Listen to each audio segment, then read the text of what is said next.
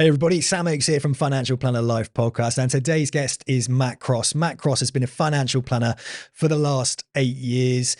He started his career actually at St James's Place in Cirencester at their head office, then joined a partner practice. And we talk about what it's like to join a partner practice on a self-employed basis. And actually recently he's moved from being part of a partner practice to now taking the full leap into setting up his own partner practice.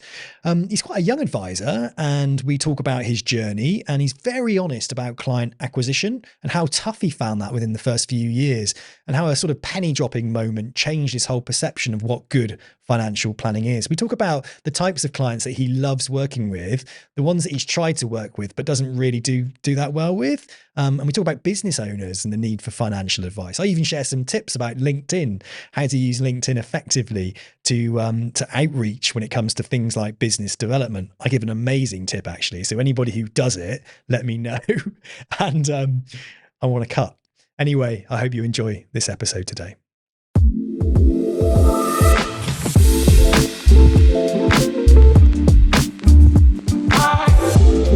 Matt, thank you so much for joining me today on the Financial Planner Life podcast. How are you?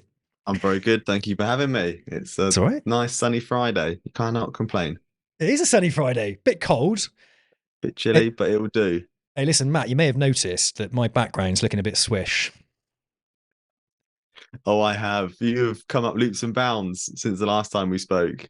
Production value is sort of going through the roof. We're in our brand new studio in Bristol, and we're really sort of upping the production game here at the Financial Planner Life. So is this the first podcast you've recorded with the new studio?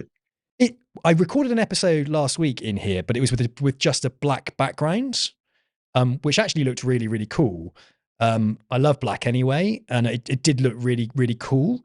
I think I'm going to use that background for my podcast that I'm bringing out soon for Talk Club. So Talk Club, the men's mental fitness charity that I'm part of, want me to host their podcasts. And I think the black background would look really, really cool for that. But obviously with Financial Planner Life, our colour's green, our colours, got the browns in the background, and bringing anybody in here to sit down with me face to face, we want it to feel a bit more financial servicey. So this is what we've kind of gone for here. And Tristan, who's part of Financial Planner Life Studios, has done a fantastic job. This is his first venture into podcast studios, video services, all that kind of stuff on a self-employed basis, and we partner together on this. And I mean, he's done an excellent job. I'm really pumped and psyched about this. And we're working with the likes of Legal in General at the moment, and to be able to bring clients and you, and exactly. Hang on, there's me talking about me on this podcast. Let's get talking about you, Matt. Well, I actually thought you'd up the production value because you knew I was coming on. That is true. Yeah, absolutely. Yeah, that's what I was meant to say, Matt. Yeah, that's what I'm hoping you'd say. But then you started talking about other podcasts, which made me feel worse today. I've been chasing, and you've been knocking me back. You said, look, Sam, mate, when you get the production value up, I'll come on the podcast. So here we are today. Just for your listeners, it was the opposite. There was me going, Sam, when are you going to get me on? Please. Yeah, exactly. Well, Matt, we're here today and we're going to record a podcast episode of the Financial Planner Life, the careers-based podcast for the financial planning profession. So thank you so much for taking time out and to join me today. Matt, let's just fire off with the first question then. I always love to start with understanding how you actually got into the profession, because lots of people out there listen to this podcast are thinking about becoming a financial planner. And we all know the barriers to entry getting into the financial planning profession. It is quite difficult. It is changing. It is hard. And everybody's journey seems to be different. But let's kick things off from the start then. So just tell us about your journey. How did you end up becoming a financial planner? How did you end up getting into the financial planning profession? Mine was kind of written in the stars for a long time. Interestingly, so where I actually grew up in Cirencester, and there is a big FTSE 100 financial advice company that has their head office in Cirencester. So I kind of went through school, went to college, and in college they had a financial advisor come in and do a talk to us because I was in this finance academy, and this advisor explained what he did, what his days looked like, what the main parts of his role were. And in essence, it was I sit down with people and talk to them about what they do with their money. And then he has 2-3 weeks off in the summer, spends time with the family. I was like, what more would you want from life? So it was set up from there. I knew that's what I wanted to do. And for me, it was then a case of just following the right steps to get there. And it was quite simple for me to see that because we had, which is SJP's head office was down the road from me. So I knew that go through there and follow whichever process takes me to the financial planner side of things, which is what I did. Fantastic. So someone came into the school, the college, they gave a presentation. Up to that point, you might not have had a clue around what a financial planner does, or did you have an inkling? No, do you know what? I wouldn't have even known. No, I wouldn't have done. Like no. My family never interacted with a financial planner. No, I wanted to be Lord Sugar before that until I met a financial planner, and then it all changed. So I wouldn't have even really known until then. It's good to know because I'm partnering with CISI for their Change Fest festival with Next Gen Planners. I'm doing 4 events with them this year, and they've got some really great connections to universities and grads, etc. So I'm really looking forward to sharing my experience of what a career looks like within the financial planning from my perspective as a recruiter and a commentator on the profession. So I think it's something that's definitely needed, and we can really sort of captivate the audience as to what the role is, what you do in the role, and actually the impact you do have on people's lives in an incredibly positive way, whether that's financial well-being, you know, calming people's nerves about the future, or what might happen if you were to die, or all those horrible things that you think about in the back of your mind where you need peace of mind. And that's where financial planners play a vital part, you know, in the overall well-being of those that are out there earning money, inheriting money, or just quite simply wanting to just calm any concern around the money worries that we might well have as we go through our life, right? I mean, that's the thing. If you actually pull apart what the role actually is, and don't get me wrong, there's loads of tough parts of this role, bits that you might not enjoy, but actually the fundamental like essence to what we do, for me, there is like I couldn't see myself doing anything else. Because like you said, you are going on a journey with people that you can really get to know. Like I know some of my clients so much more than my friends. I mean, I do absolutely actually think about it. I know some of my clients, probably more than most of my friends, because you have so many deep conversations and really understand their life and where they want to be. And it's, you know, through the relationship you have with them, you try and help them get there. Who wouldn't want to do that? Absolutely. And do you feel like, you know, for those that aren't sitting down with clients at the moment, you know, and having those conversations, do you feel like they do open up to you as if not only you were a friend, but that you were a trusted confidant, you know, that you were somebody they could really truly trust, that they might tell you things that they might not even tell their closest friends or family members? Yeah, 100%. 100%. And actually that's why, and that is why I think this relationship works and why this role works, because you are a third party to their life that they can fully open up to, because they know that like you're not then the person they're just in the, you know, not their pal that they're going to watch the rugby with. They can just they can kind of offload. I mean, it's like a therapy role, right? Like you're quite often in meetings, you get to tears, and it gets to a really deep position where a part of it, I think, is clients just have the chance to finally offload a lot of these thoughts of where they really are, whether it's good or bad.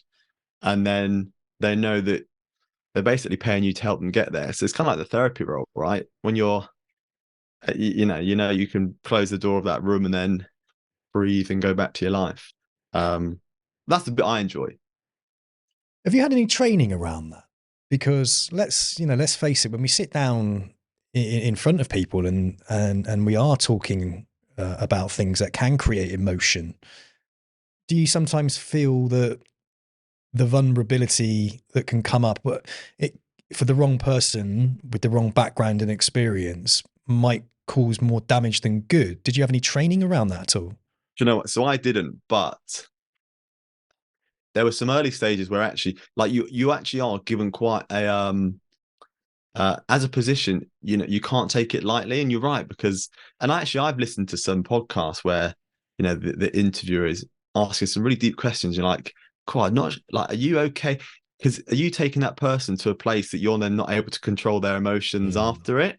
But no, I actually haven't had any training. It's just been a kind of slow process of understanding where you can take things before you might go a bit too far. I mean, there have been meetings where you sat there and the person, you know, does start kind of breaking down a bit in tears. And for me, I then just pull back and let them say what they want to say, and if they want to finish up, I'm not going to keep asking more, why questions at that stage. But no, I haven't. And maybe that actually is a thing that you kind of, maybe there is a gap there that you should understand more about. Because what you don't want to do is, get someone to a position where they then come out of the room and they feel worse about themselves. And that's happened because of the conversation that I've had with them. But no, I haven't. And that, I think, to be honest, I hadn't really thought about that until you've just asked now. Well, let's explore it a little bit. I had Michelle Hoskins on the podcast, Little Miss Wow Standards International. And yeah, she's lovely. She's fantastic. And we talked about vulnerable clients and the work they're doing around helping financial advisors raise the standards around vulnerable clients and those that are being financially possibly manipulated by partners, etc. Do you often sort of sometimes sit down, have you sat down with clients and thought, I think this person might be being potentially, through their vulnerability, being financially manipulated by a partner or a family member? Have you ever come up against that at all? And have you ever had to sort of signpost them to any kind of support or help or anything? Because there's only so much you can do, right? Yeah, I haven't. I'd say probably fortunately I haven't. You often think, well, have you missed something? I don't think so. The majority of my clients have never really been in that situation. They, the more kind of tongue-in-cheek ones that I've had where, I look after a mother and a daughter, and the mother's often making jokes that the daughter will do what she can to try and get money off of her. And I kind of, sometimes it's like, that's a bit tongue-in-cheek, but I'm also like, are you hinting that actually you don't trust your daughter? I don't think it's got that stage yet, but there is this whole thing now about vulnerable clients. And actually, even when I started doing this role, a vulnerable client you might have seen as like a widow or someone going through a really tough time. But now it's like, you lose your job, you get divorced. Actually, that can lead to some real vulnerabilities, and you do have to be aware of that.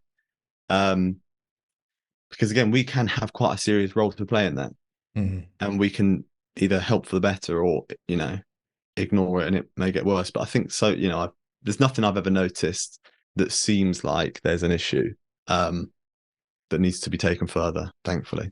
And as a financial advisor, there are probably times where there are sensitive points in people's lives where they need to seek financial advice. Do you often see clients who are going through divorce, for example? What's the realities of the sensitive type situations? Because you have to have a high level of empathy, I think, as a financial advisor if you're dealing with an individual at quite a stressful life event.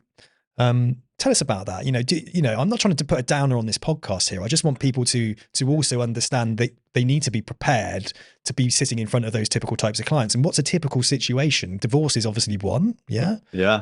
Yeah. What else do you come up against? There's not loads, but so one for divorce. I'll never forget. I had a client. I took on the husband as a client, and then I took on the wife as a client. And then about a year later, the husband said to me, "Matt, I think I'm going to divorce. I'm going to get a divorce." He's like, "What?" And he said, "How do the numbers look if I get divorced?"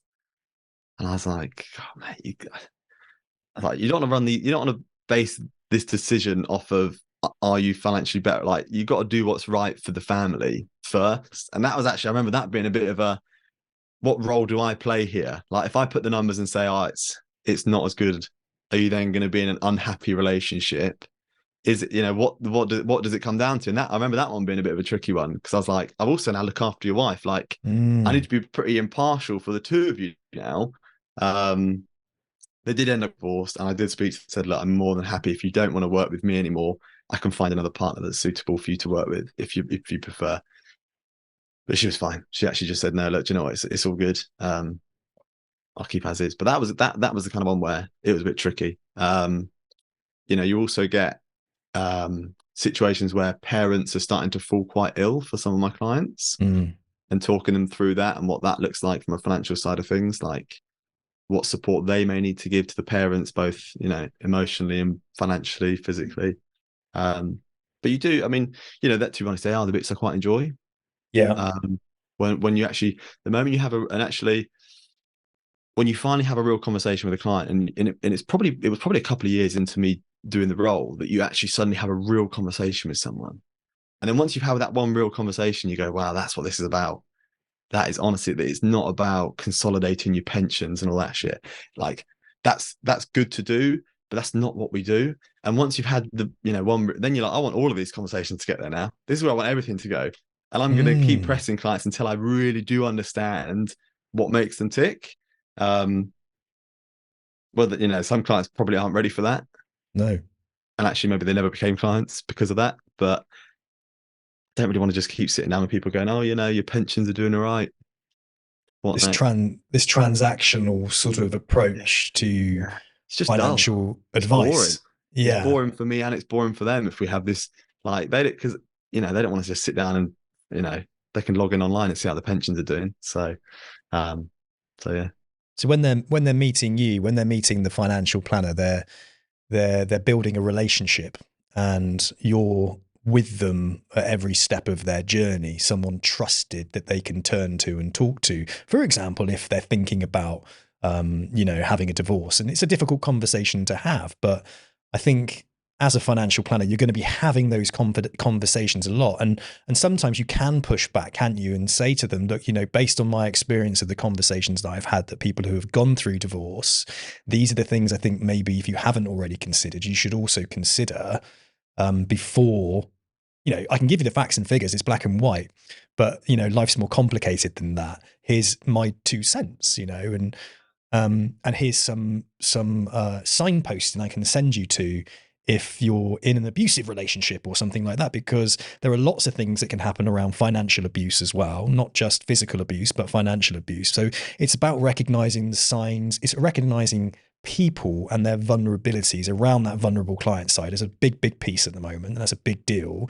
And I think those that are thinking about being advisors or are stepping into the role of financial advice, that is a big part of it, but it's not the whole thing. You're not sitting with vulnerable clients all the time. These people aren't always vulnerable, but it's about recognizing the signs and being able to signpost and do the things that you can do to do that. That's the hardest part as well to add, because actually it's very easy to just talk on a high level with people when you sit down and just talk about, how's the pension doing? How's the ISAs doing? That's a really easy conversation to have. Yeah. And that was what I was first couple of years. That is what I was doing. Yeah. And that's as far as it was going, because you don't want to keep pressing someone. When someone starts to kind of shut her up, you're like, oh, they don't want to talk about it. We'll move on. Yeah. And then once you start to realize that that's honestly where it all gets better, if you could keep pushing there. But that takes, honestly, it took me a couple of years, maybe even 3 years, to build the confidence to start doing that. So that's the hardest part. It is the hardest part. Let's talk about that then. We're going to speed through. You went to St. James's Place head office. You worked in some head office positions, and then you moved across, and we're going to fast forward a little bit. You moved across into a financial advisor position, yeah? A financial planner. So you started working for a partner practice as a financial planner, and you've been a financial planner for the last 7 years, yeah? Yeah? Roughly around 7 years? Coming on 8 years. Now, you mentioned there for 3 years, you felt like you were going through the motions. You felt like you were just going through the motions of what you felt that you needed to do when you were at client meetings, or what you needed to do when you were attempting to win new client acquisitions, etc. And you said it's about 3 years. So talk us back, take us back. When did the penny drop that it wasn't a transactional job? It was very much relationship based. So to actually go back to the first few years, right? Because I'd been at St. James's Place head office, and I saw how the sausage was made, and it was a tasty sausage. And I thought that's what it was all about. It was about feeding clients to good sausage. And then you realize it's about how you sizzle the sausage. That's where this works for the relationship side of things. So I went out and I was like, look, what we do is brilliant. So if you just sit down with someone, you have a nice conversation, you see how their day was, and then you say, by the way, we can set you up a really nice ISA. You're like, that's how it works. Then clients say, yeah, nice ISA, let me do it. Then you find out that actually that isn't how it works. You can't just have a nice conversation and then put a product in front of someone and it happens. But that is what I was doing for those first couple of years, is you just had a good product and you put it in front of them and you think it's going to work. Then there were just a few times, to be honest, there actually were just some times where for me, it was honestly getting to the point where I was like, I can't keep doing this. mainly from a financial standpoint. Like I wasn't earning enough money. I was earning probably first year didn't earn any money really. Mm. And I was like, I can't keep doing this. And then you kind of go, there was a few meetings that I had when I'd kind of got to the point where I was like, actually, just this isn't working. I was like, this isn't what I thought it was going to be. And then I had a few meetings where I was like, well, look, if I'm not going to be doing this anymore, I may as well just push this and see how far it goes. I may as well just enjoy this meeting and really push and just see what you get from it. And like there was this one meeting, it was before the end of the tax year, and it kind of I just thought, well, I'm near enough at the end now, so I may as well just keep. And this meeting then ended up being an unbelievable meeting with someone who didn't really want to talk. But this person actually, I remember they hadn't done a will. They thought they'd done everything, but they hadn't done a will. And normally I'd be like, oh, okay, we can do your will. But I was like, no, do you know what? You're kind of acting as though you know everything about the financial side of things, but you've not done a will and you're worth a lot of money. I was like, that is ridiculous. I was like, I'm going to press on this and I'm really going to put. And then it came out the meeting. He was like, yeah, wow, Matt, thank you so much. Wanted to do the second meeting. Then we, did a load of work off the back of it. I was like, shit, okay. Okay, so this is how this works. And then you have a few more like that. And then, yeah, ended up, things picked up from there. So was it the confidence to step outside of like a structure that you'd been taught or that you believed was the structure that worked? Was there a lack of confidence in your, I don't know, intuition, to follow your intuition, that you should be probing further and sort of positioning yourself instead of putting the client on the pedestal, that actually you were an equal to that because I can imagine that happens a lot. Imagine sitting down in front of some wealthy individuals. You just said there you weren't even earning a great deal of money within your first 12 months. So, it's tough. You probably weren't swimming in cash, but you were sitting down with clients that probably had a few quid, right? So this inferiority complex, this feeling of what's it called? Imposter syndrome creeps in, doesn't it? We put people on pedestals. I remember I used to put financial advisors on pedestals. Oh God, nervous about talking to financial advisors, and that was my job, to recruit for financial advisors. Is that what kind of happened? And all of a sudden, it was 100%. I was putting the individuals on a pedestal. Yeah, and I was like, I had this belief, and I actually, you did go through training sessions when I started, and it was like, you have to keep, so you ask why. They give you an answer, you basically ask why. And they give you another answer, and you say, tell me more, tell me more about that. The kind of classics. Oh, what, and why is that? Tell me. And I was like, my clients don't want to do that. The people I'm sat in front of are millionaires. They're investment bankers. They don't want to sit in a room and have someone ask them, tell me about that. I was like, of course they don't want that. They want someone who's going to come in and sort their finances out, do the job and get out of there. And I found that as my fundamental belief. So that was what I was going in. I was like, right, let's talk about the finances, get some work done and get out of there. And then you realize that someone doing it themselves, they do have to pay more money to work with a financial planner. So you do have to actually justify why they would want to pay more money. And if you are just looking at, you've got this amount of money over here, let me look after it and I'll charge more money for it, it just doesn't work. But I was of the belief that I did put these people on a pedestal, and I was like, they just want to come in, have someone deal with the money, and that's it. Because they know what they're talking about. They just need someone to do it for them. And then you kind of realize that everyone's the same. Like, everybody has concerns. Even millionaires are worried about their money. A lot of them are worried even more than the people who aren't earning huge amounts of money, because they've built this expensive life that they're now shit scared they're going to lose. And when you then start to realize that and press on that, you go, okay, wow, this is a completely different part of this role that I didn't even know was a thing.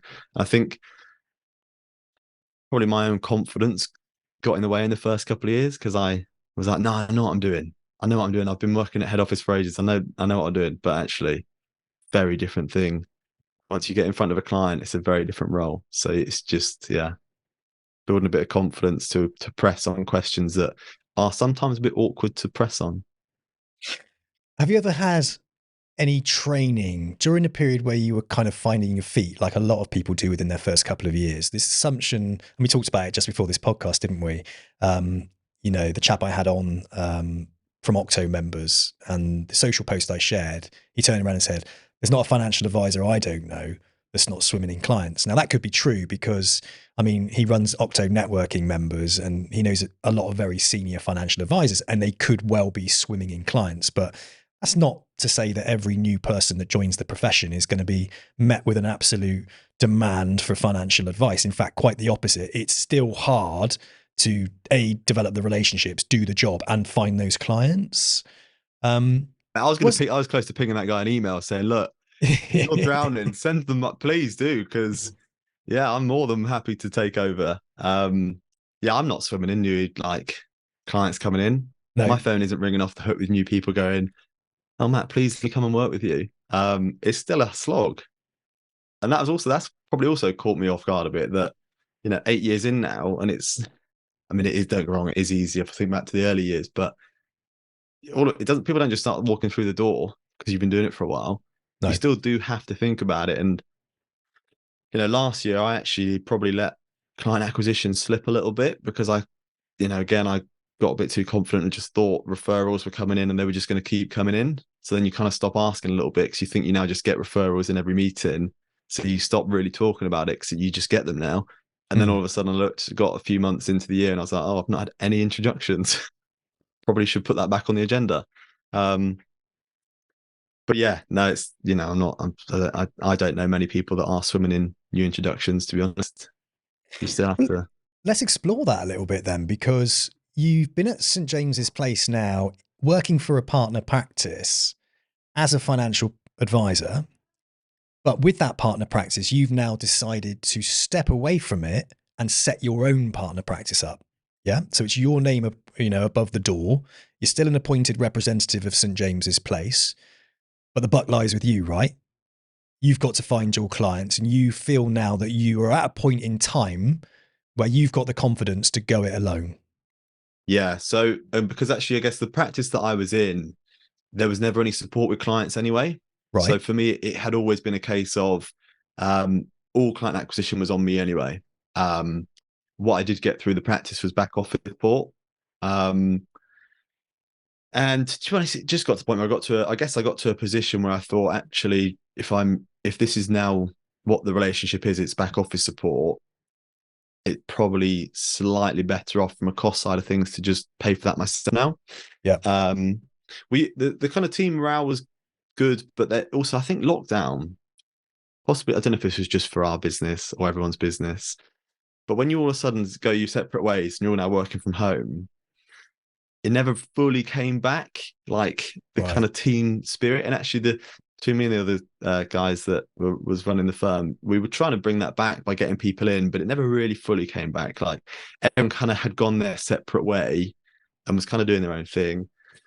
And although we then came back and sat in the office, I don't know, it felt a bit more like there were, between the advisors, we all had our own little separate businesses within the big business. And I just thought, well, actually, this might just be the right time then to officially have my own business. I think that happens a lot in financial advice firms. That's model is based around self-employed advisors, because everybody's like their own individual. They're running their own little business and they're really thinking about themselves. Culturally, you're not going to build a culture of building a business when you're a bunch of individuals running your own businesses. And I've seen that so much. And that's why there's a lot of financial planning firms don't grow very well, purely because they think growth is about taking on financial advisors who are self-employed, reducing the risk of salaries and all of that kind of thing. But what you forego there is culture. I'm not saying that for every type of business. No, but I think it's if you're a small business, if you're a small business, it's tough, right? It's tough. It is. And I think you also kind of, if you are self-employed and you are, for all intents and purposes, running your own mini business, you then start to have your own ideas about what you want your business to do. Yeah. But when you are part of a bigger practice, you have to follow some guidelines of, look, you can't just suddenly go off in this direction because we need to align as a business, And there were some things that I wanted to do, even just stuff like with the website, with the promotional side of things, how I position my business with prospects. I kind of started to have my own view. I'm probably more of the type that I want to show a bit more personality rather than have a company that's quite neutral, not to go too far one way or too far the other way. Just stay. I was like, I'm quite happy to go my way. Yeah. If that's too far for some people on the other way, then so be it. Like, yeah. And that's one of the difficulties, isn't it? I think is brand. And I think the financial planning profession as a whole, it's a very interesting time because there are lots of people coming through that are looking at the financial planning profession and what it looks like, brand of the financial planning profession, and they're saying, this is a bit boring. This doesn't talk to the types of clients that I want to talk to. This traditional vanilla, we're not going to go one way, white shirt, blue tie.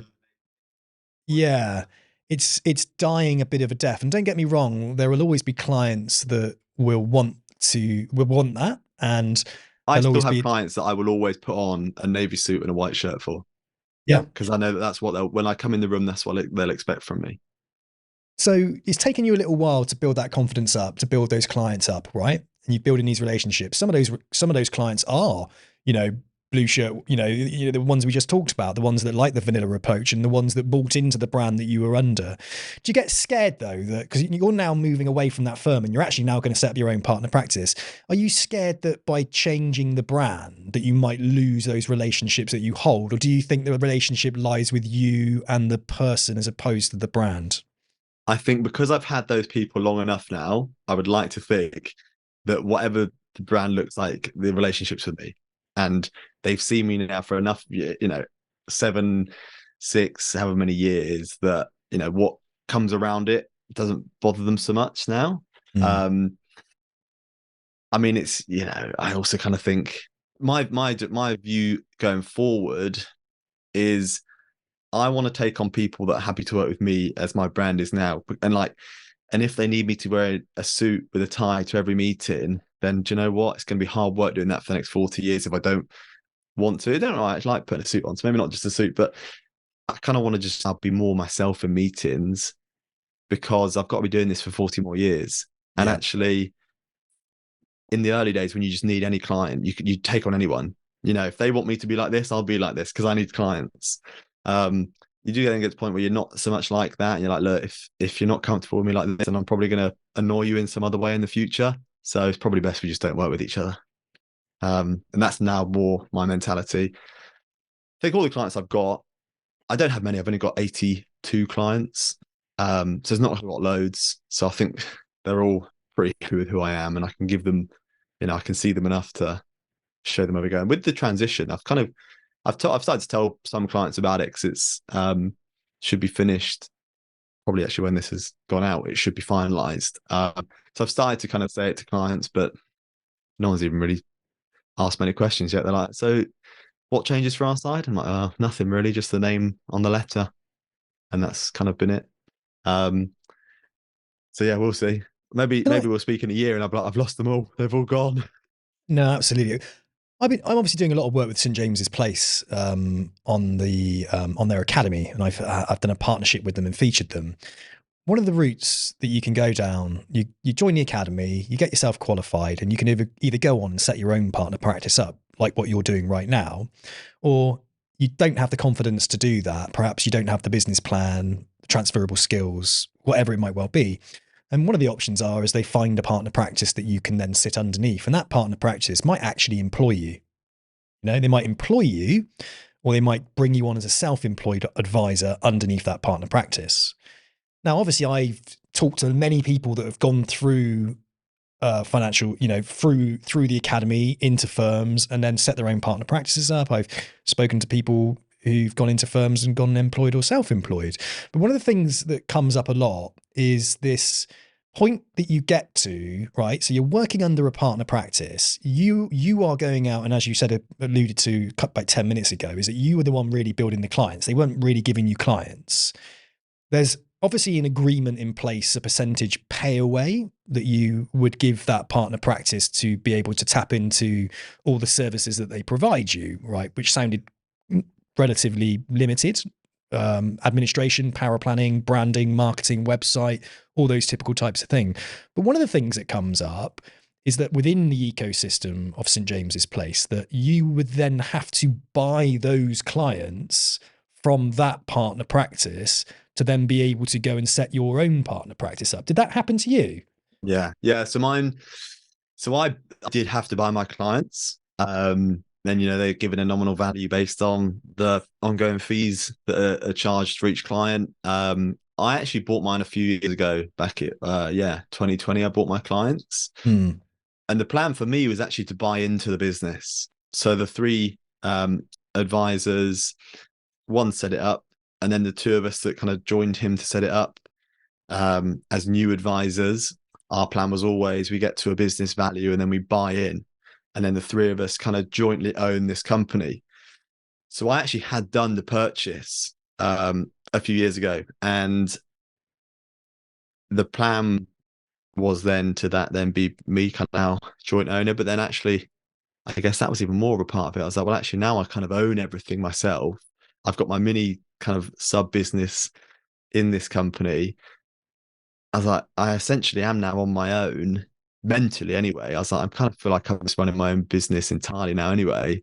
So I might as well actually run my own business. But no, I did have to do a purchase. And the purchase is it's made relatively simple from SJP's side of things. They try and make it as simple as possible because they get it, it works. It supports kind of everybody that's involved. The clients then get someone else who's keen and hungry to look after clients. The person, who's either retiring or selling the clients gets value. The new advisor gets access to a load of clients that are ready to be seen. Mine was obviously quite different because I just bought my own clients, but Yeah. that was always the agreement from the start. He's like, look, I'll give you a business card, but I'll kind of set you up as an advisor under the practice on the basis that your payback to me is the purchase of these clients. What people struggle to get their heads around, I think, and maybe you can just articulate this in simple terms, is how do you buy your own clients? Do you have to save a load of money up in your bank account and buy them, or how does it work? You can do, but so I've got a loan with Bank of Scotland. I've just got a business loan with Bank of Scotland that Okay. so I borrowed X amount with Bank of Scotland, and with that gave that lump sum to the partner to then officially own my clients and their income streams. Because you don't essentially, as an advisor at a practice, you don't actually own the income. You're not actually entitled to that income stream that you're earning Right. from any clients. So until you've officially owned them, and a partner could gift them to them, they could just say, well, look, you now own it. But yeah, typically you have to pay X amount and purchase it. So when you say you're not owning that income stream, then in essence, all your earning is off the back of initial fees then? Yeah. So you can get paid it, but if you ever left, you wouldn't be entitled to it because the company, the practice that you sit under actually owns that income stream. Yeah. So if you left, don't get me wrong, there's a lot of partners who don't make there's no purchases. It's just like, look, you've obviously worked hard to build that. It's yours. You have it. But quite a few are set up in the way that they help young advisors get off the ground, get running. And the kind of thank you for them putting that effort in is you then purchase those clients off of that business to then own them. And that hasn't been a disadvantage to you, this journey you've been on through St James's Place. It hasn't give you sleepless nights. You don't regret going down an IFA route, for example. No, I mean, like, don't get me wrong. So for example, when I was setting up the new firm Elmstone, I did go through the comparison again. I was like, look, I love SJP, but I've in the same way that I was with the practice, I was like, look, I will always be reviewing being part of this practice to being on my own. Like, this is at the end of the day, this is a business. I like the guys there, but I'm not gonna do this if it's not right for me as a business. And when I was leaving, I then did also do the comparison with the IFA world, but for me, the outcome was best off staying with SJP. And I think the BSPF for me was a great thing. Like, my plan is to at some point acquire another business within SJP. I will do that through borrowing probably quite a lot of money to purchase off of a partner that's retiring. And that is one of the mega benefits, isn't it, of St James's Place, is the ecosystem. Because the acquisition is a bit slicker and easier because you understand what it is you're buying, right? Yeah, and the lenders understand our business. Yeah. So it's relatively simple to evidence your business to the lenders. Like, essentially, you can just pull it all off the SJP system and say, "Here's my business. and they'll say, yeah, we're happy to lend against that. Yeah, you know what you're buying, and you're given pretty good access to really pull apart a business. And there'll be quite a few, and we, as the company, we looked at a few and we were like, you know what, it's not worth it. Once you start to pull it apart, you're like, the service model here has been a bit kind of like archaic. There's a lot of paperwork. There's still some of the same problems that you're going to have if you were buying a business outside of St. James's Place. Just because it's under the St. James's Place banner doesn't mean that they've got slick processes in place for things like no paperwork, etc. Yeah, you're reliant on the business itself. Like there's enough businesses that some of them are, there's some of them have been doing it for 50 years. Some of the advisors, and yeah, some of those clients who've been with SJP for 30 years, back in a time when everything was paperwork. Some people have been pretty good at transferring over, some not so good. And is there like a weighting system for this acquisition sort of approach? Do they sort of come to you and say, well, you've qualified to be able to now buy businesses within St. James's Place? Is it, or does everybody have a bite at the cherry? It ebbs and flows, I think. Like at the moment, there's probably more people looking at selling than there is buying. It's like the property market, right? Rates are up. Like the interest rate on my loan right now is pretty high. May not be the time that new people want to be acquiring a book of clients, because the cost of acquiring it right now is double what it was a couple of years ago.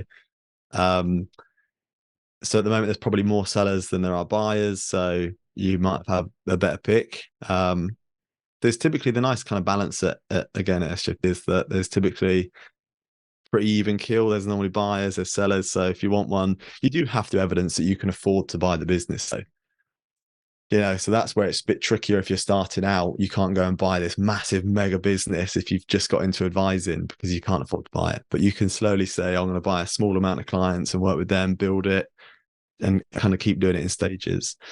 But that's I've got a friend who's looking at joining or becoming a financial advisor, and I kind of talked him through the SJP side. And then I've got another friend who's an IFA who talked him through the IFA side.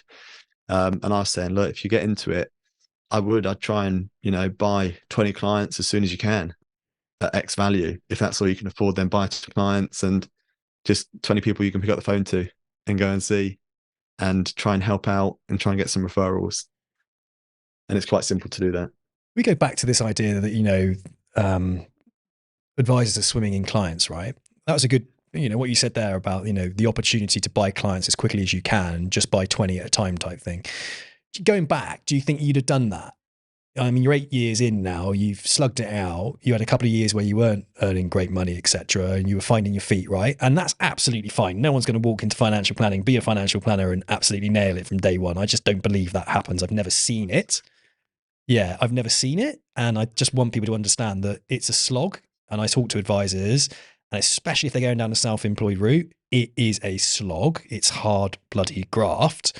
And you really do want to write down a business plan, and you want that business plan looked at by not just the firm that you're joining, because there might be potential they might blow a bit of smoke up your ass to get you across the line, but also to possibly reach out to other advisors, or even friends and colleagues or other people that have run business and say, look, am I being realistic here? Around most people aren't. At the early days, I wasn't. No. And actually, just on that, while we're on this point, in the early days, and actually, I did. My friend who was looking at kind of going into the financial advice world, he was saying that he's been recommended to look at his current network and what opportunities are there. And I was like, mate, do you know what? When I started out, and I kind of went through my current network and what money you could make in your current network, none of it came to anything, and I wish I didn't even consider it. For one thing, you've just started out, and to be honest, you're probably not going to be very good. Like, you probably will make some mistakes and get a couple of things wrong and say, oh yeah, that we can do that, and actually you can't do that. So if you do that with your nearest and dearest, they'll probably forgive you, but it's not the best look. I was like, what you really want to do is, in the early stages, just find people you can speak to that might be able to put you in front of just having a conversation with someone else, or like things like, small stuff like, a tiny 100 quid a month ISA, or a bit of protection. Everybody needs a bit of critical illness cover, 15, 20 quid a month, that kind of stuff. And you're not going to be able to, you know, earn loads of money doing that, but it just gets you in front of people. As you know, you don't want to make the mistake of being like, oh, okay, yes, I can go and see them and I can try and get a big pension from them, and I'll do a, you know, big critical illness case because they've got a new mortgage. Because it, you know, if it doesn't happen, you're then on the back foot big time. You need to kind of expect to be on the back foot rather than think you're going to go and do loads of business from your 5 mates. Yeah. No, I get that. That's some great advice, and very honest as well. What on your journey then? You've obviously acquired clients. You built a client bank of like 83 clients. What's the sort of average age of the clients that you've got in your client bank? Mine are pretty much between 30 and 55. Between 30 and 55. Okay, cool. Yeah, so not like your typical kind of wealth management clients, are they? Right. I've got like, there's probably about 4 clients. I've got 4 clients that have retired. Yeah. So a lot of mine is accumulation side of things. Okay. And what, you know, if you don't mind me asking, what's the average investable assets of those clients? Mine is probably now, it's funny because actually there's quite a few that skew it. It's about 350K. Is the average, yeah? The average, yeah. So we're looking at people between the age of 30 and 55 that are either earning a lot of money or have inherited money. Am I right to assume that? Yeah, I mean, mine's funny though, because actually you've got like the top 20% kind of have a huge, so actually the average is quite weird for me. So like, although you say, you know, it's about 350, you kind of got like my top 10 clients have got quite big lumps with me.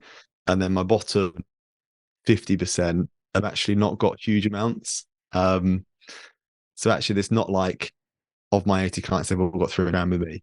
It's actually more like 50 have got 100 to 150K. Yeah. And then, you know, 20 have got a few million. Which is pretty normal.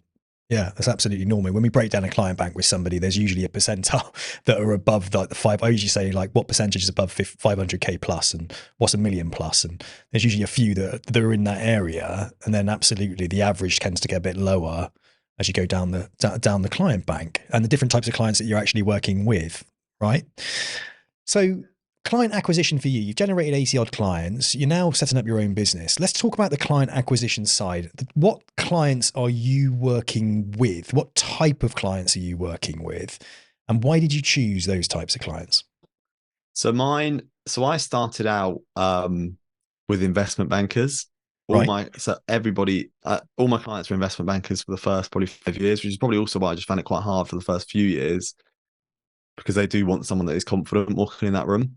Yep. And I just didn't have that in the right way. But actually over lockdown helped me quite a bit, because in lockdown just suddenly started to get a few introductions to clients, friends. They're like, oh, we want pals owns this business and he's looking at you know, big concern with lockdown, wants to see what money's available.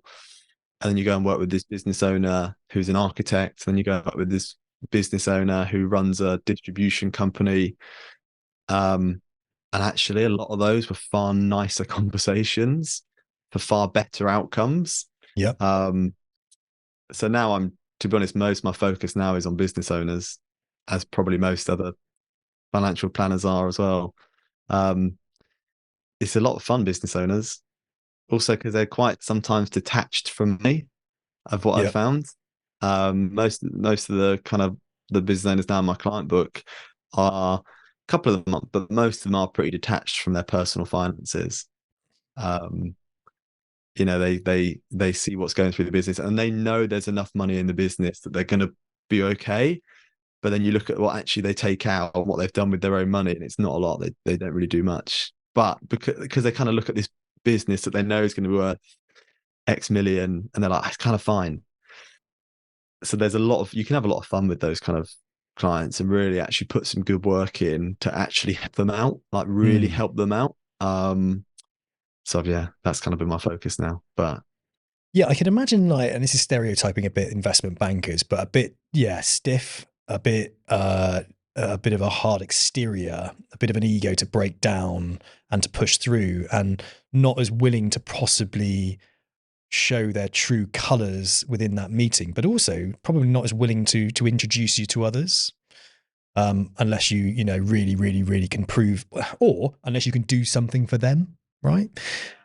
Took a while to get referrals from those kind of clients. Yeah.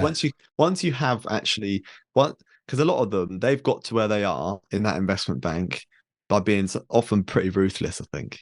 Yeah. Like to kind of rise up the ranks, they've put in some pretty hard graft. And then they kind of, in the early meetings, they kind of, or this is what I found anyway, other people, if I know someone who was an investment banker turned advisor and he told me it was easy. He was like, no, they're lovely. I was like, well, maybe for you. But yeah, the first few meetings, they're kind of like, they see you as someone just trying to get one up on them is what I found. Yeah. Yeah. And once you kind of prove that this is, this is a mutual, we're trying to benefit each other here, then it all got a bit easier. But yeah, I like people who actually are fully focused on growing a business and they can just rely on me saying, Matt, we've got X coming. Tell me what you want me to do. You know what, business? I'm a business owner, and I've now run multiple businesses, and I'm always incredibly grateful when someone comes along and takes away the stress associated with things that I don't have the time to deal with, but are definitely on my mind. You hit the nail on the head about personal finances. I didn't take responsibility for my personal finances. I'm 41 years old. I've only actually just literally bought a house. You know, I don't have a huge pension plan. You know, I'm only now starting to look at that. Because I'm so excited about building a business, and there's value in the business that you can kind of see. So you're like, I don't need to think so much about it because I can see what I'm building in front of me. Yeah, but that's not to say that it didn't bug me and it doesn't worry me and it didn't create an anxiety in me, etc. Especially when people within your business are all buying houses and I'm the business owner not buying a house, and I felt really less than. And I think there is a lot of insecurity and a lot of anxiety when you're a business owner because you are managing those multiple plates. But also I find with business owners is because where I'm now networking with a lot more business owners, everybody wants to help everybody else make money. We all want to help. We all know somebody else that you can help, and we are in the mindset of helping others. And I think that's what a real true entrepreneur is. It's like, I'm going to make some money. Now I'm going to try and get 3 other people to make money as well. And that mentality I've been building recently over the last year. And that's really been helping me. Do you find that working with entrepreneurs does that? Does it unlock doors for you that institutionally through investment banking weren't opened? I think so, yeah. And look, and don't get me wrong, I'm very early in this kind of journey of business owners. And this is what I'm now for this year. This is going to be my kind of acquisition model, is trying to work out how's best to go about this. But yeah, business owners also talk with other business owners. And if you do something useful for them that takes a headache away, they're normally pretty well inclined to ping a message to so-and-so. The other thing I actually have found though with business owners is you speak to their accountant, because you kind of need to if they're a business owner to be able to do some real planning, and their accountant then also looks after business owners. And that's kind of probably been the better channel for me, is then saying, right, well, look, if this, the so-and-so client has been working with you as their accountant for a while, and now they've come to me and I've kind of seen all these things they haven't done, can I show you what I've actually done to help them? And is there anyone else in your kind of book of clients that I could help? And that's probably been better rather than introductions from the clients themselves. It's been actually going through the accountant. That's good. That's a great bit of advice. But I assume though you actually get in front of those accountants in some way, see the whites of their eyes and build that relationship. You don't just hide behind an email or anything like that. That's been a lunch. Do it over a lunch. And actually just try and say, look, can I take you through the process as an individual? Yeah. And show you what it would look like. Because a lot of the accountants are also business owners. Yeah. If they own their accountancy firm, they're in that same position. They're probably, well, actually, no, do you know what? One of them wasn't. They hadn't done all the planning themselves, even if they were an accountancy firm. Is that, do you identify opportunities where you actually help the accountant to form a better relationship with their clients, or to help the accountant win more clients because of their education around financial planning and how they can position it? Or I was just thinking, to be honest, mine has just been to help theirs rather than them winning more. It has just been to help their clients more and give them another kind of level of their service. It's not just a case of saying, well, you've got money left over, you could think about pensions. It's like, we've got money left over, you can speak to so and so. So it's the positioning yourself to the accountant as being like a partner to the accountant, and an extra service that sort of builds the deeper relationship for the accountant and their clients, for instance. Yeah, very nice. That's where I want to go. That's kind of what I'm looking at this year, because that's, again, like, I'm not saying I've got loads of accountants sending me clients, but where it's worked pretty well. So it's just trying to build on that, basically. Double down on the things that work. And this is what I'm doing at the moment. I'm trying lots of different things, right? And some of them aren't going to stick. But all of a sudden one sticks, and it's like, hang on, I've just generated 40 grand's worth of income within a month and a half, and that's just genuinely happened. And it's like that works. Yeah, I'm going to get on that, and I'm going to double down on that for a bit. I'm going to still spin some more plates around me, but I'm going to double down on that thing that's obviously working, because it's going to work. And I think you have to do the things you enjoy. Yeah. Like I know companies that do, to be honest, I know companies that do like the LinkedIn thing, and they bang out loads of messages on LinkedIn. Man, the last thing I'd want to do is spend my Friday afternoon just sat copy and pasting LinkedIn messages. Don't get me wrong, I could probably earn more money if I did that, because they all seem to be pretty successful off the back of it. But I can't do. I just wouldn't want to do that on a Friday afternoon. So it's also about finding out the things that actually you're looking forward to, like taking someone out for lunch, or finding out what their accountant likes and seeing if they want to go grab a coffee, because actually their accountant runs a similar business to yours. The more personalized approach, basically, it seems to suit you. Just in respect of LinkedIn, LinkedIn is an incredible source of business. It is like networking on steroids. So when it comes to your personality, your brand, your relationship building skills, it's a great platform to showcase it. But I think that, it's about utilizing different marketing strategies on there and not wasting your time. You could go on there, take an hour to construct a message, send it, and not get a response. Whereas if you recorded something like a podcast and then cut that up into segments and put that out over a period of a week, for example, then not only is somebody building a relationship with you without actually being in the room with you, they're also kind of keen to they do tend to reach out with you after a while, the more they see you, because they build that trust without even meeting you. Whereas like an unsolicited cold message can often not get that back unless you are giving them something. Like, you have to give people something. So in recruitment, right, you give a client would be a financial planning firm. I might message and say, I've got a power planner who's chartered, looking for this salary in your area. Would you be interested in seeing them?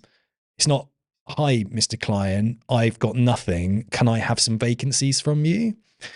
So it's about going to somebody with something. And one of the tools that we've used to great effect is something called LinkedIn Helper.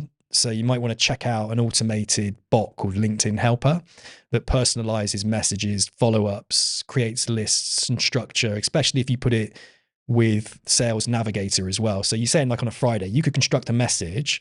That message then gets personalized based on the information that's actually on the profile. So it's a bot, it's automated. So you might take a couple of hours to build the list of the right people, but then you just let the bot do its thing and it sends the messages for you. And it can go into like a process where it follows up with those individuals as well. So there are ways to do things smarter.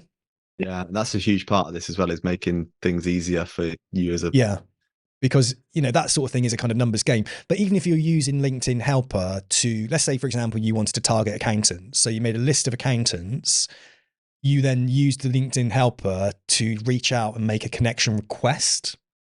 And upon that connection request being made, not only are they then part of your network, but then you can automate a follow-up message a day later that says something like, here's a guide to how to introduce financial planning to your clients. And then another one can come up afterwards just saying, oh, here's my Calendly link. I'd love to talk to you about the services that I offer and how I can support your business. So LinkedIn, used in the right way, when you don't have a great deal of time, automate it. There's power in building your network. And I would then say, spend your time building content that adds value and showcases your personality and who you are. And I think that's one of the big bits, because you've done that obviously quite well with yours, is actually, if you, so like, for like you said there, if you were to reach to a financial planning firm and say, I've got X candidate I think the first thing they're going to probably do is have a click on your profile. Yeah. And if your profile's empty, I mean, and I would probably do this. If I went on someone's profile and they were empty, I'd be like, okay, I might message back, I might not. If I was on the profile and I saw all this great content that was educational, useful, and people they're active in the space with good engagement, I'm like, okay, yeah, I will actually have a listen to them. Right or wrongly, that's how I would approach it. So actually, I think again, this is for this year now. I'm going to have the own company with my own stuff. A focus of mine will be content, and there's some advisors that are good at it. Yeah. Some advisors are brilliant at it. Some IFAs that are brilliant at it. Yeah. There's some IFAs that I'm going to, try and copy a bit of their model of how they do it. Because I think they do it really well. That's my advice, right? Watch somebody else who's doing something really well, copy it and do it better. So I went on a podcast called Recruitment Mentors, right? And at the time it was called the Recruitment Roller Coaster, where they interviewed leaders or those that own businesses within the recruitment profession, right? I mean, we're not even going to, that's it. From a networking perspective, right? If you connected with a guy called Hisham Azuz, Hisham is the Recruitment Mentors owner. That guy knows so many recruitment directors and owners of recruitment businesses. If you got in contact with him and said, could we partner on financial planning for the recruitment profession? Is there any business owners that you can introduce me to? Right? Can I come on your podcast and talk about the importance of financial planning for business owners within recruitment and the financial planning of their staff? That is a niche that nobody is targeting.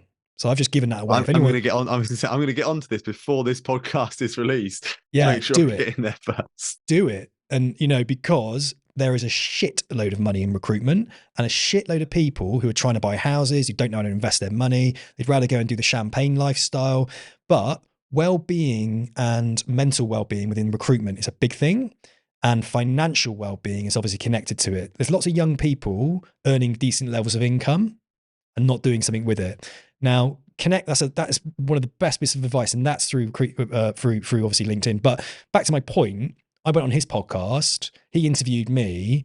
I found it very cathartic. I enjoyed the process and thought, no one's doing this in financial planning, so I did it. I did it within financial planning. Now he's gone down training and development route, whereas I'm going down brand marketing partnerships and studios and academies and stuff like that. So you just look at what someone's doing and think, how can I emulate that? And how can I make it better? And my second bit of advice around it is don't try and reinvent the wheel. We have podcasting services for a reason, because we've tried and tested and I know how it works. It's time consuming, for example. Yeah. So really, just put a marketing budget aside, make sure it's a chunky marketing budget, and use that marketing budget. Try not to do it all yourself, because it will take you away from what you should be doing, which is winning client relationships.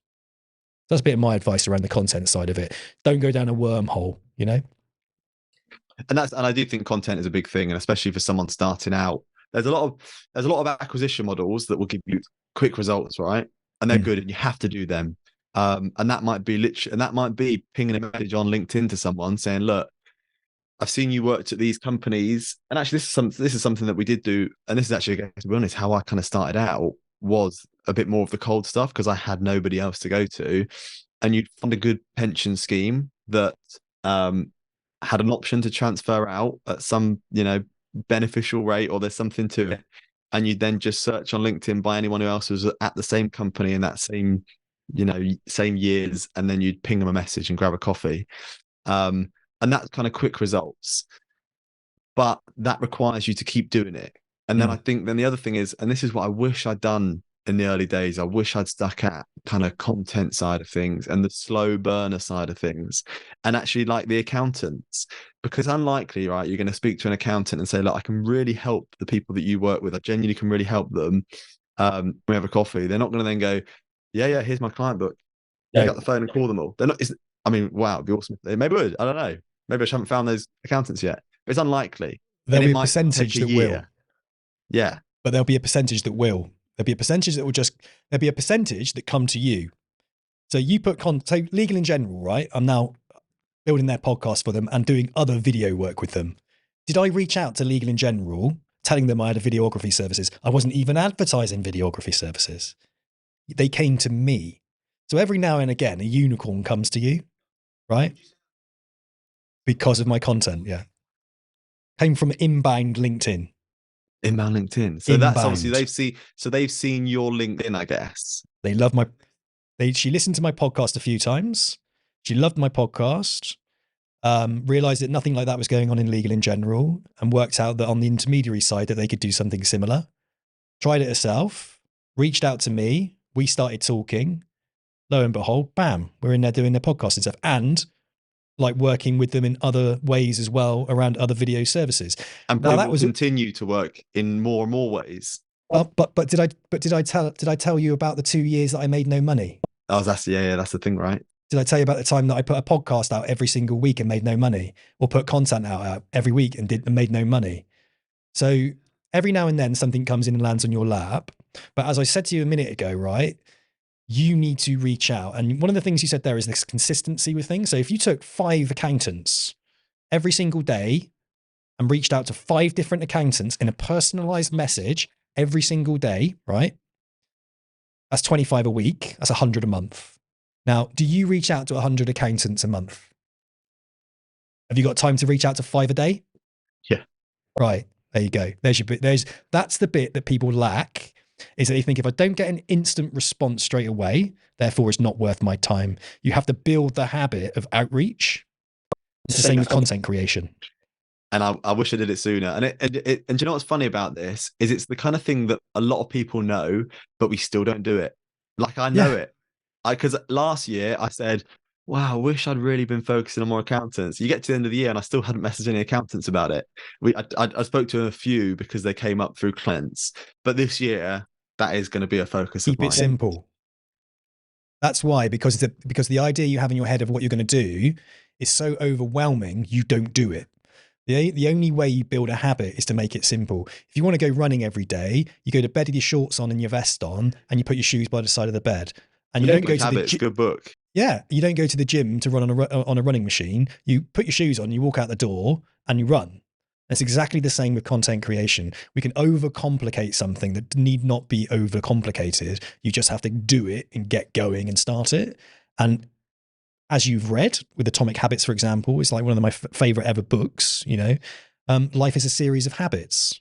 To make it bloody easy, and also start stacking them. So if you're doing things with accountants where you're adding them to your LinkedIn, well, then you send a message, right? Okay, well, then you might add them to an email database. So you send them an email. Oh, then you might record a personalized video and send it in a message to them. Do you know what I mean? You just keep exactly. They know people. Podcast is a great one because I've got like 7,000 listeners listening to me every single month, right? In a room, and I've never met them. I mean, like when we first spoke, you kind of feel like we've had a few chats in the past. We haven't. Yeah. But you're like, oh no, yeah, I know Sam. Yeah, I've spoken to him for hours. I haven't. I've sat and listened for hours, but you kind of feel like you've had met that. them. And that's what I love about podcasts. I quite often just chuck one on. You feel like you're just sat in the room with whoever's on that podcast having that conversation. You're a part of it. And it's raw and it's honest. I'm not a big fan of the podcast where they just fire questions and that's it.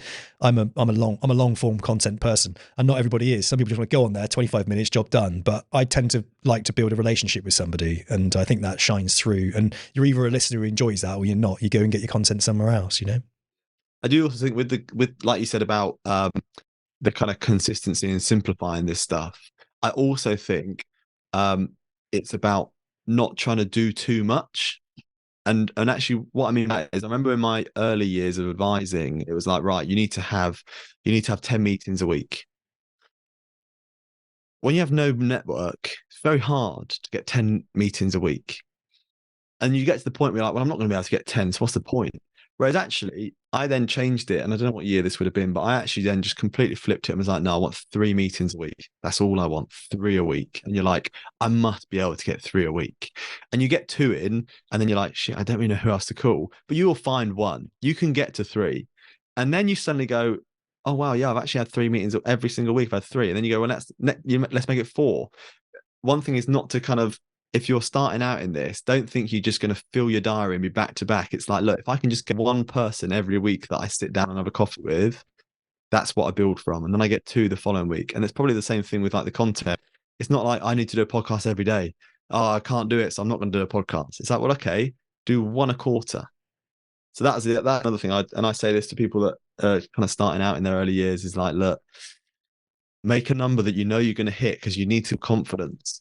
Yes. It does have to stretch you a bit, but you do need to know that it's something you can get to. Because it's crazy when and people, like when I was struggling, people were like, well, look, fill your diary up. You're not seeing enough people. Have more meetings. I'm like, where from? Like, what do you want me to do? Just suddenly like walk into a coffee shop and sit on someone's table and class that as a meeting. It's about doing the numbers that you can do and building from that. And that's where then the consistency comes from.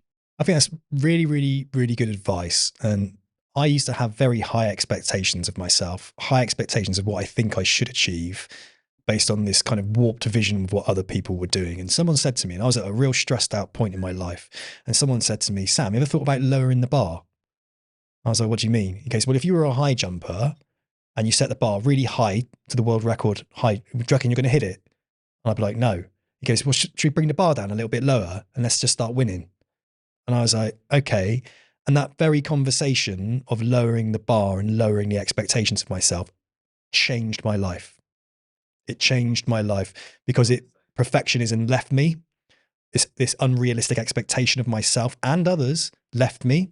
And I started winning. And I started having those conversations. I started enjoying my life again. So your advice there was absolutely bang spot on. Lower the expectation of yourself, especially if you're in the early stage of your career, because you can't relate to 10 appointments a week. Someone might be like, yeah, do 10 appointments a week. That's totally unrealistic. I don't even have 10 friends. Like, what am I going to do? I can't find that. And do you know what? A part of it for me, I'm quite a confident person naturally. Yeah. And you're right, lowering the bar feels like you're conceding. You kind of feel like you're giving up a little bit. You're like, oh no, because if they can get 10, then I should be able to as well. But you're right, you need to start winning. Yeah. You need to drop it to a number that you can win and go, boom, smashed it. Next week, done, smashed it again, smashed it again. Right, let's add some more into this. Now you put the bar up a little bit, and before you know it, you will be at the number that you need to be at. But it's also about, I remember once this old advisor, and he's still kicking on. If I said his age, you'd know he is, because probably not many people advising at his age. But he was like, look, it's a slow burn. Don't rush it. Like you need to be seeing people and dealing with them well, and that will grow a very good business. If you try and rush it, like if you try and have 10 a week, you're going to just be sat down with people that are just garbage and they'll be no good for you as a business. What's the point? You might as well actually see people that will help. And he said, do it slowly, do it the right way, and you'll build an unbelievable business. And then that was also, once you kind of put in that, lower the bar a bit, do it the right way, start winning. Before you know it, it all starts to click. Absolutely. Thank you so much for your time today. Really appreciate talking to you. You've been very honest and you shared very deeply about your career and your current situation as well, and the things that work and the things that don't work. So I think anybody listening to this should be picking up the realities, I think, of being a financial planner, and especially for yourself over the last 8 years. And thank you for sharing the insight around St. James's Place and your sort of journey within there as well. Because again, you know, if, more people need to be talking about the realities of what go on, as opposed to this kind of hearsay gossip and things like that, which often get sort of sprawled across social media negatively or positively. There's never any kind of real story. This was a real story, so I appreciate it. Mate, thank you. I mean, you've got to commit to this role as an advisor. You've got to understand what you're getting into. Yeah. You know, no one's ever, I'll be very honest if anyone wants to follow up and ask me any questions, but you do need to, because actually that's the worst thing. If you have an expectation, it's a lot harder, then you won't last. You need to know what you're getting into, and you've got to be prepared for it and understand it. And then that's how it all makes sense and work out. Fantastic. Thank you so much for your time today. Been very good to talk. Cheers.